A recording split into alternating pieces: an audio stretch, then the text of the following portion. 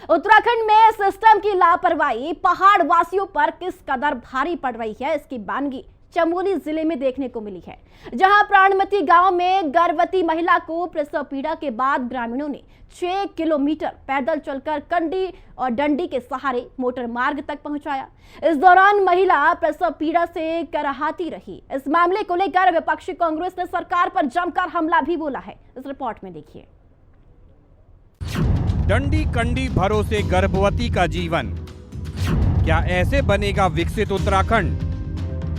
कांग्रेस का सरकार पर तीखा हमला, विकास के दावों को बताया जुमला। उत्तराखंड में सिस्टम का नकारापन कैसे पर्वतीय क्षेत्रों के निवासियों पर भारी पड़ रहा है, ये दिखा है चमोली जिले के प्राणमती गांव में, जहां एक गर्भवती महिला को प्रसव पीड़ा होने पर ग्रामीणों ने डंडी कंडी की मदद से स्ट्रेचर बनाकर 6 किलोमीटर पैदल चलकर मोटर मार्ग सितेल तक पहुंचाया। उबड़ खाबड़ रास्तों से गुजरती महिला दर्द से कराहती रही और इस दौरान महिला और उसके अजन्मे बच्चे का जीवन भी खतरे में रहा।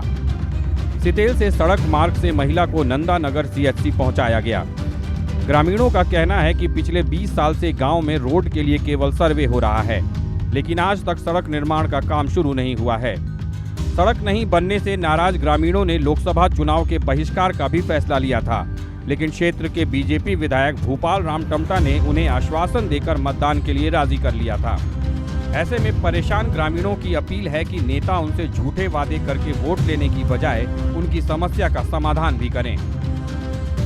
बहिष्कार किया था विधायक जी श्री भूपाल राम जी टमटा जी ने भी हमें आश्वासन दिया था कि आप लोग बेफिक्र रहे, आप वोट दीजिए। हमने बहिष्कार किया था, हमने वोट दिया, उनकी सुनी हमने, परंतु उन्होंने खाली उसी दिन के लिए हमको बहला फुसला करके वोट देने के लिए तैयार किया था।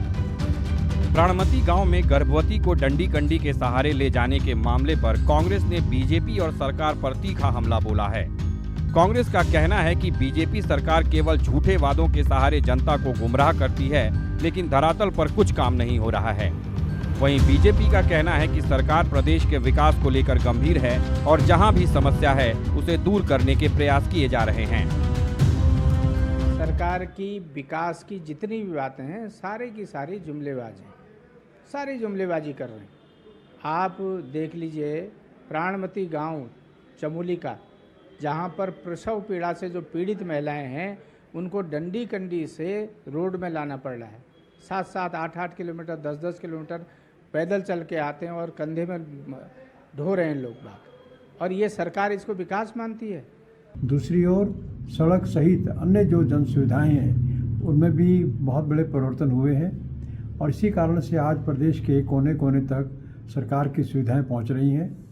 कुछ स्थानों पर हो सकता है कभी दिक्कतें हों, लेकिन उनके समाधान के लिए भी मुख्यमंत्री संवेदनशील है और जिस प्रकरण की चर्चा की जा रही है तो ये अपने आप में एक उदाहरण इस रूप में नहीं लिया जा सकता कि पूरे प्रदेश में ऐसी स्थिति है। इस पर भी सरकार ध्यान दे रही है। चमोली के प्राणमती गांव में प्राण हरने वाली पीड़ा सहती गर्भवती की तस्वीर से यही सवाल उठ रहा है कि पहाड़ पर मूलभूत सुविधाओं के विकास को लेकर सिस्टम कब गंभीर होगा।